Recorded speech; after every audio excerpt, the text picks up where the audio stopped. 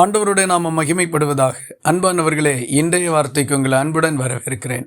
இன்றைய தியானத்துக்காக 104வது சங்கீதம் 24வது வசனத்தின் முதற் பகுதியை வாசிக்க கேட்போம். கர்த்தாவே, உமது கிரியைகள் எவ்வளவு திரளாய் இருக்கிறது, அவைகளை எல்லாம் ஞானமாய் படைத்தீர். தேவனுடைய செயல்கள் எண்ணிக்கைக்கு அடங்காதவைகள். இவையெல்லாம் அதனதன் வேலைகளை பல்லாயிரக்கணக்கான ஆண்டுகளாக மிகச் சரியாக செய்து கொண்டிருக்கின்றது. அவர் பூமியை அஸ்திபாரப்படுத்தினார். பல ஆயிரம் ஆண்டுகள் கடந்த பின்பும் பூமி எந்த இடத்தில் தேவனால் வைக்கப்பட்டதோ அதே இடத்தில் இன்னும் நிலைத்திருக்கின்றது. தன்னுடைய இயக்கத்தில் எந்த மாற்றத்தையும் தானாக அது கொண்டு வரவும் இல்லை. மழை பூமியிலே தேவனால் நியமிக்கப்பட்ட காலம் முதற்கொண்டு இன்றளவும் மிகச் சரியாக பொழிகின்றது. அந்த மழை நிமித்தம் நீரோடைகளும் அருவிகளும் ஆறுகளும் உண்டாகி பூமியெங்கும் மக்களுக்கு பயிர் வகைகளையும் தானியங்களையும் முளைக்க பண்ணி ஆகாரத்தை கொடுக்கின்றது. விலங்குகளுக்கு உணவாக தாவரங்களையும் புல் பூண்டுகளையும் முளைப்பிக்கின்றது. எத்தனை ஆச்சரியமான செயலாக இருக்கின்றது! மழை இன்று வரைக்கும் தன்னுடைய செயலை நிறுத்தவில்லை.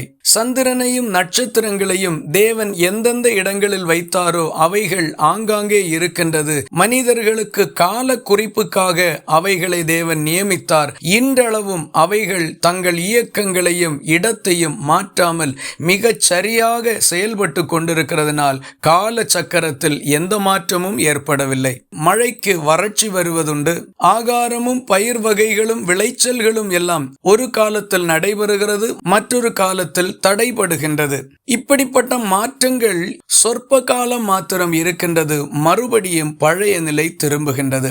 இயற்கையில் எந்த மாற்றமும் இல்லாமல் அவைகள் சரியாக சென்று கொண்டிருக்குமானால் இவை எல்லாவற்றையும் ஆண்டு கொள்ளும்படி தேவனால் உருவாக்கப்பட்ட மனிதனுடைய வாழ்க்கையில் வரக்கூடிய பிரச்சனைகளும் குழப்பங்களும் துன்பங்களும் காரிருளின் சூழ்நிலைகளும் மிக சொற்ப நேரத்திற்கு மாத்திரம்தான் மறுபடியும் தேவன் நல்ல நாட்களை திரும்ப பண்ணுவார்.